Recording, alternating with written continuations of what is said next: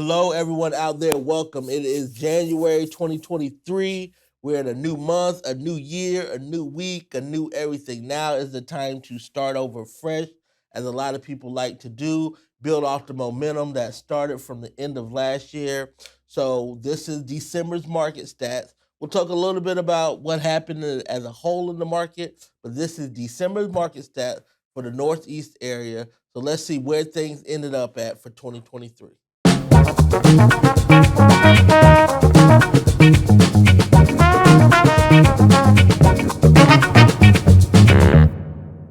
So, how did we end up? Last year, real estate wise, was one of the craziest I've seen in my real estate career in over a decade, with it just being like super red hot.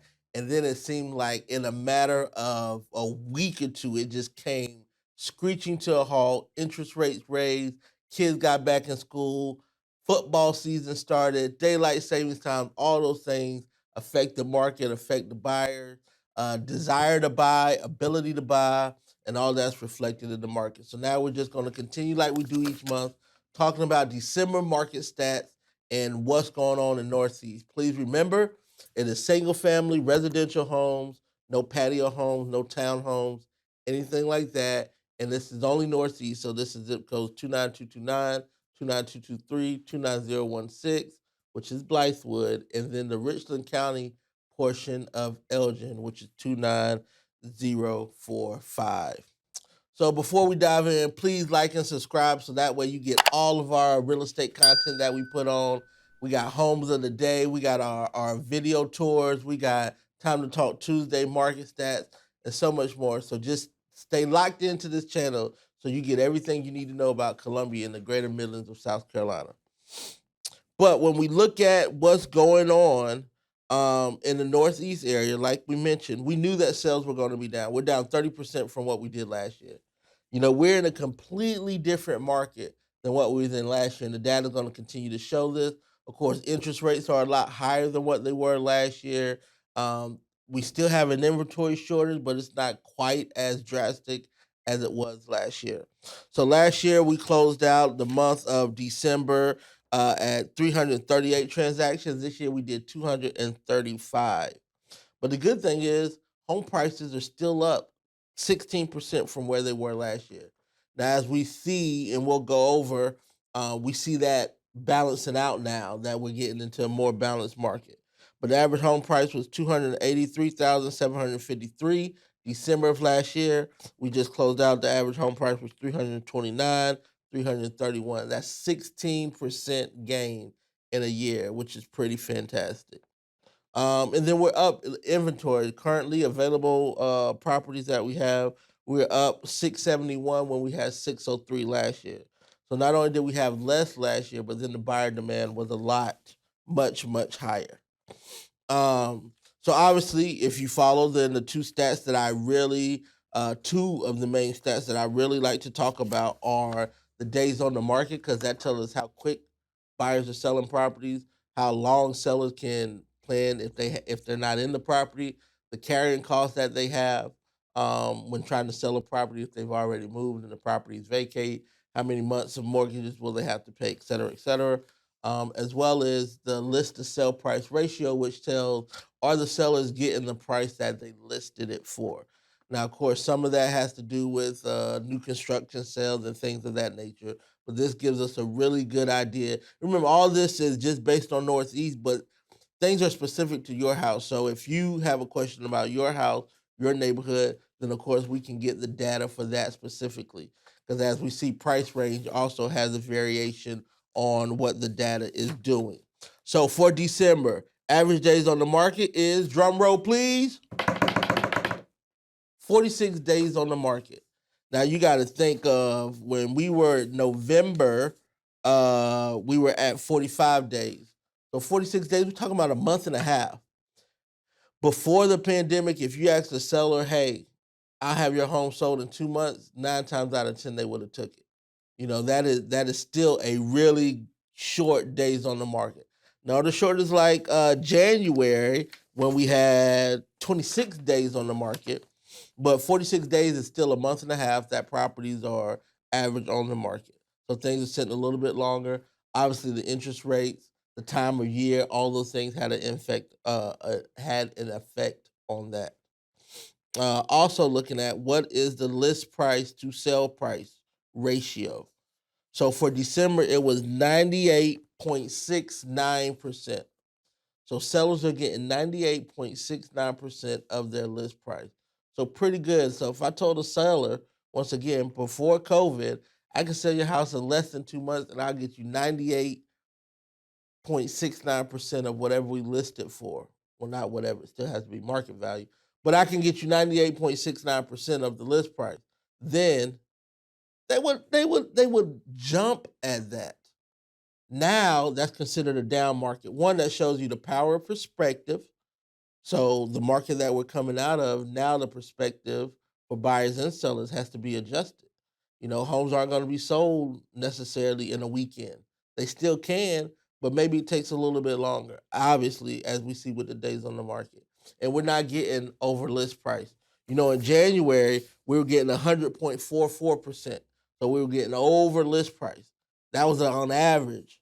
So now on average, we get a little bit less. So this goes to show how the market can shift in a year. And as we see, it has shifted in a year. But let's look at these charts. Oh, and compare that to November. So in November, we was at 99.1%. Now we're at 98.69%. So things slowed a little bit more.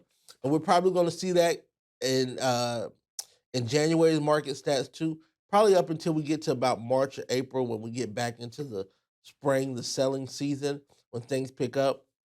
So right now, and I'll attach some articles or you can reach out, but everybody's predicting that this is going to be a very active real estate market this year.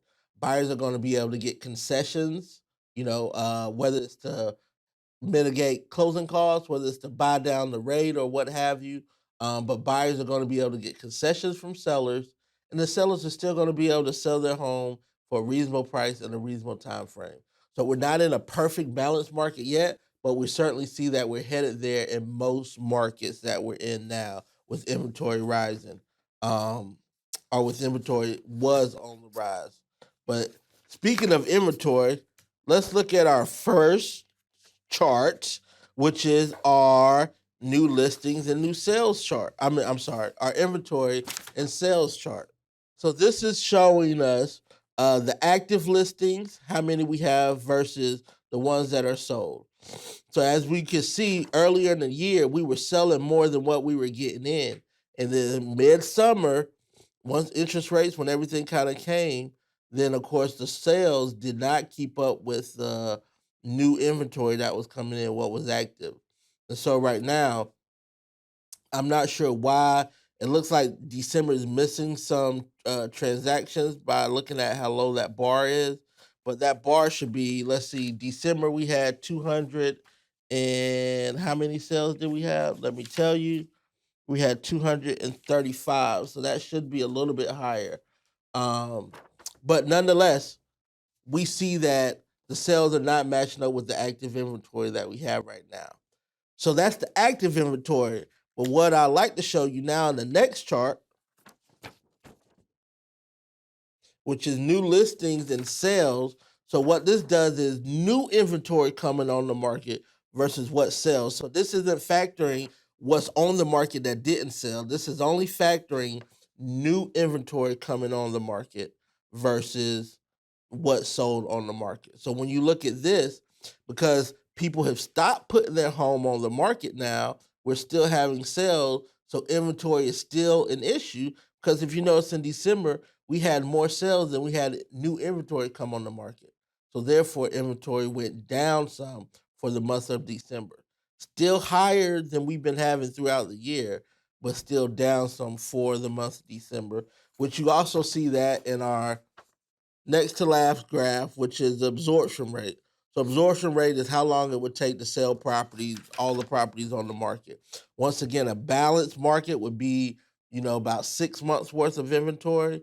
And right now we were at 3 months for October and November, but now we've dipped back down to 2 months because of the last chart that you just saw.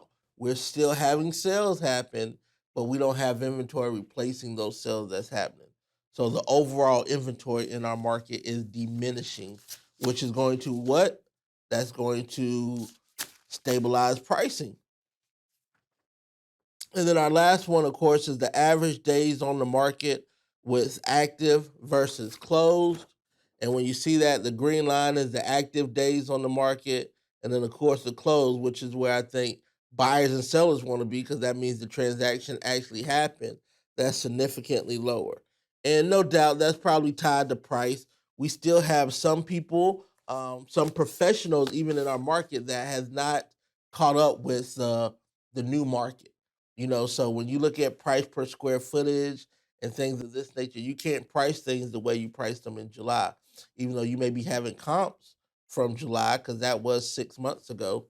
You can't necessarily price it based off of that because the market is completely different now. So that is contributing to some of the activity that we've been having on the market too. And just because there's activity and inventory on the market doesn't mean that it's priced right. And that's another factor to take in. So let's look at our graph and let's break it down by price point and let's see. And when you look at this is really a great visual for you to be able to see how the market is balancing. If you've been following these, then you knew that the active, the blue side, the blue column was extremely low compared to pending and closing. When you look at the 0 to 200, there's not, 0 to 100, there's not a lot of activity there. Even in the 100 to 200, there's only 17 active properties. So it is hard to find a property under 200,000.